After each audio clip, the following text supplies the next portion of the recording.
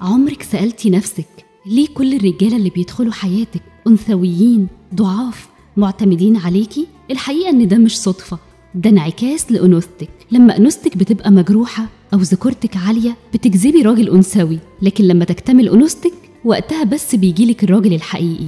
إيه العلامات اللي بتقول إن أنوثتك مجروحة؟ في علامات جسدية، بتلاقي عندك مقاومة أنسولين، ارتفاع في الكورتيزول، صداع متكرر وإمساك، زيادة وزن ومش بنزل بسهولة مهما حاولتي، تقلبات في مزاجك، وشك منتفخ وفي حبوب.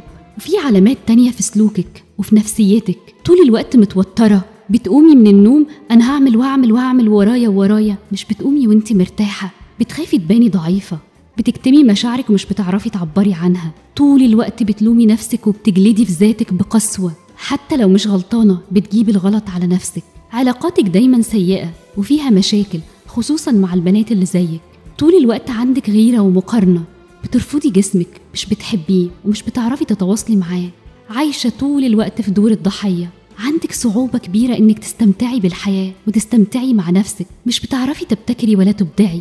طب إيه هي ملامح الأنوثة المكتملة؟ الأنوثة المكتملة بتبان في كل تفصيلة في حياتك، بتكوني مرحة، بتضفي بهجة على أي مكان بتدخليه، بتهتمي بنفسك حتى لو محدش شايفك، وبتسمحي لنفسك تعيشي مرتاحة.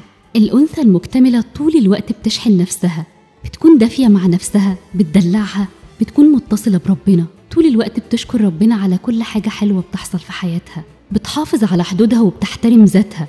إيه الخطوات العملية عشان تشحني أنوثتك؟ أول حاجة، اعملي قائمة بالحاجات اللي بتسعدك، قضي وقت مع بنات بيشبهوا روحك، إنك تكوني مبدعة ومتجددة في بيتك، في شكلك، في تفاصيلك، اطلعي تمشي، شمي ريحة الجو، ريحة الشجر، شوفي ألوان خضرة. الأنثى بتهتم بالتفاصيل، واشكري ربنا على كل النعم اللي بيديها لك، خليكي طول الوقت ممتنة لربنا. الأنوثة مش مجرد شكل أو ستايل أو ميك اب كتير، الأنوثة طاقة، ولما بتبتدي تشفي أنوثتك المجروحة شكلك وملامحك بتتغير، مشاعرك بتتوازن، حتى نوع الراجل اللي بتجذبيه لحياتك هيتغير.